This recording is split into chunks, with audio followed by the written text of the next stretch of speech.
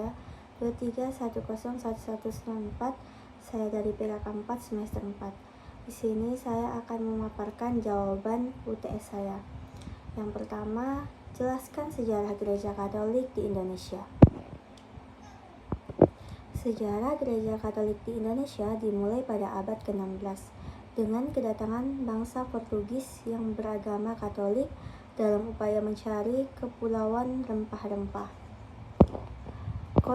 Kontak pertama terjadi di Malaka dan kemudian menyebar ke kepulauan pulau lain seperti Banda, Ternate, Sunda Kelapa, dan Panarukan.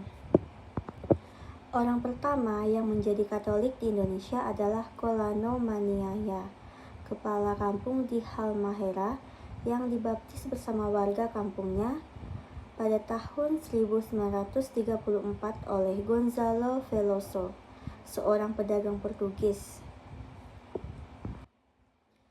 Santo Franciscus Xaverius, salah satu pendiri Serikat Yesus atau Jesuit, datang ke Indonesia antara tahun 1546 sampai 1547 dan menguatkan iman umat Katolik di Ambon, Saparua, dan Ternate dengan membaptis ribuan penduduk setempat. Namun pada era VOC pada tahun 1619 sampai 1799 yang beragama Protestan, Gereja Katolik dilarang melakukan misi secara luas dan hanya bertahan di beberapa wilayah seperti Flores dan juga Timur. Dan iman-iman Katolik Portugis diusir dan digantikan oleh pendeta Protestan Belanda. Banyak umat Katolik yang dipaksa berpindah agama dan iman Katolik yang ketahuan berkarya di wilayah VOC mendapat ancaman bahkan hukuman mati. Pada abad ke-19, setelah masa VOC berakhir dan pengaruh Belanda berubah, Gereja Katolik mulai berkembang kembali secara lebih bebas. Peran misionaris dan organisasi tarekat Katolik semakin kuat dalam penyebaran agama dan pelayanan sosial di Indonesia. Soal yang kedua yaitu jelaskan masuknya agama Katolik ke Indonesia pada abad ke-16 sampai 17. Pada abad ke-16 sampai 17 diawali dengan kedatangan bangsa Portugis yang datang ke Kepulauan Maluku untuk mencari rempah-rempah. Nah, Portugis juga membawa misi yaitu gold, kekayaan, gloria, kejayaan, dan juga gospel yaitu penyebaran agama. Dengan mengusung misi Jesuit untuk menyebarkan agama Katolik pada tahun 1912, Portugis tiba di Maluku dan mendapat sambutan baik dari Kesultanan Ternate yang mengizinkan mereka membangun benteng sebagai pusat militer, perdagangan, dan agama di sana. Misionaris seperti Gonzalo Veloso, Simon Vaz, dan Franciscus Xaverius aktif menyebarkan Injil.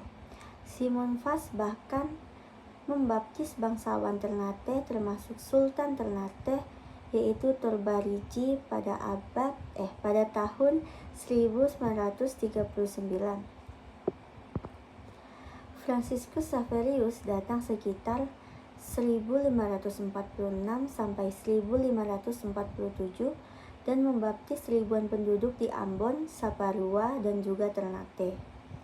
Namun pada abad ke-17 kekuasaan Portugis mulai tergeser oleh Belanda melalui VOC yang membawa misi Kristen Protestan dan melarang kegiatan Katolik.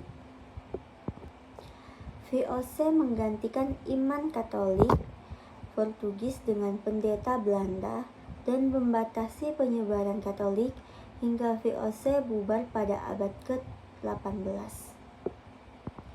Nomor 3, jelaskan pengaruh kolonialisme Portugis dan Spanyol dalam misi Katolik.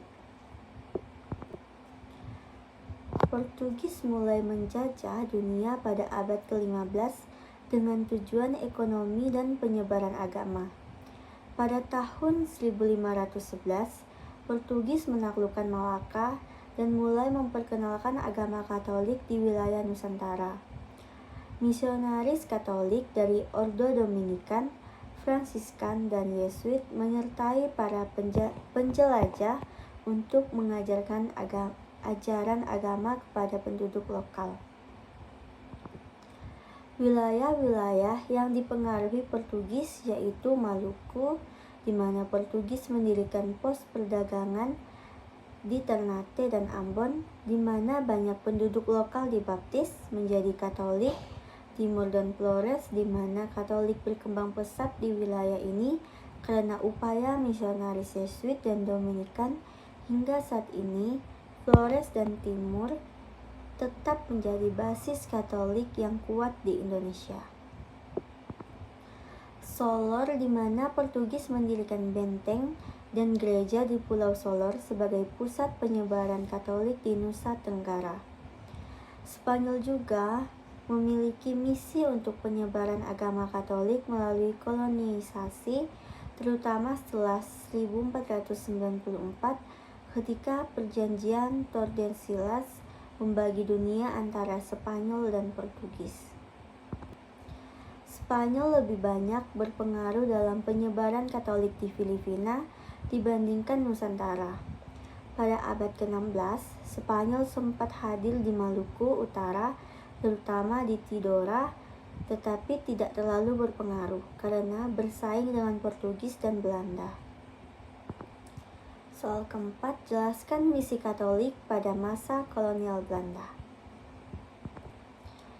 Pada masa kolonial Belanda, misi Katolik mengalami tekanan dan pembatasan yang cukup berat. Selama era VOC, yaitu pada tahun 1619 sampai 1799, yang beragama Protestan, Gereja Katolik dilarang melakukan kegiatan misi secara luas. Para imam Katolik Portugis diusir dan digantikan oleh pendeta Protestan Belanda. Banyak gereja Katolik diubah menjadi gereja Protestan dan umat Katolik dipaksa tercatat sebagai Protestan. Iman Katolik yang ketahuan berkarya di wilayah VOC bahkan diancam hukuman mati. Setelah VOC bubar dan Belanda berada di bawah pengaruh Napoleon pada awal abad ke-19, di mana situasinya mulai berubah. Pada 1807, dengan dukungan Raja Louis Napoleon yang Katolik, misi Katolik diizinkan kembali dan dibentuk Prefektur Apostolik Hindia Belanda di Batavia. Misionaris Katolik Belanda mulai datang, tetapi mereka diikat oleh pemerintah kolonial dan dianggap sebagai fungsionaris pemerintah yang tunduk pada aturan kolonial. Mereka terutama melayani umat Katolik Belanda seperti tentara dan pegawai kolonial, dan pewartaan kepada pribumi diatur ketat sesuai kepentingan pemerintah. Nomor 5 bagian A, jelaskan sejarah gereja pada abad ke-7. Pada abad ke-7, kekristenan sudah mulai menyebar di wilayah Asia, termasuk Indonesia, melalui gereja timur atau gereja Nestorian yang beraliran ortodoks timur. Di Indonesia, khususnya di daerah Barus dan Deli Serdang atau Sumatera Utara, ditemukan jejak keberadaan komunitas Kristen sejak sekitar tahun 645 Masehi. Bukti ini tercatat dalam tulisan sejarah oleh Syekh Abu Sholih Al-Armini yang menyebutkan adanya ratusan gereja dan biara Kristen di berbagai wilayah dunia, termasuk di Indonesia juga, diduga adalah gereja ortodoks dengan corak Nestorian. Sementara itu, pada masa ini terjadi kontroversi monoteritisme, sebuah ajaran yang dimana berusaha menyatukan perpecahan antara gereja ortodoks dan kaum monofisit dengan mengajarkan bahwa Kristus hanya memiliki satu kehendak ilahi. Pada tahun 632, Nabi Muhammad wafat dan umat Islam mulai melakukan ekspansi ke wilayah-wilayah Kristen di Timur Tengah, seperti Afrika Utara dan Persia. Kota-kota Kristen seperti Yerusalem, Antioquia, dan Alexandria jatuh ke tangan Muslim. Banyak komunitas Kristen di bawah pemerintah Muslim mempertahankan keyakinannya, tapi harus membayar pajak khusus, atau pajak ini dinamai dengan ziyyah. Nomor 5 bagian B, jelaskan sejarah gereja di Nusantara. Pada abad ke-7, Nusantara khususnya Sriwijaya atau Sumatera sudah menjadi pusat perdagangan yang ramai dan berhubungan dengan berbagai bangsa, termasuk Persia dan India. Dalam sejarah kekristenan di Asia, gereja Nestorian yang berasal dari Persia sudah menyebarkan ajarannya ke wilayah-wilayah Asia, termasuk India dan Cina. Ada kemungkinan bahwa pedagang atau misionaris Nestorian singgah di beberapa pelabuhan Nusantara seperti Sumatera atau Jawa. Meskipun tidak ada bukti tertulis yang pasti mengenai keberadaan komunitas Kristen pada masa ini. Terdapat prasasti Nazaret di Padang Lawas, Sumatera Utara, yang menunjukkan kemungkinan pengaruh Kristen.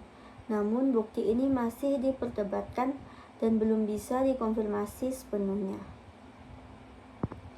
Oke, sekian dari pemaparan jawaban UTS saya. Jika ada salah, mohon maaf. Shalom, salam sejahtera bagi kita semua.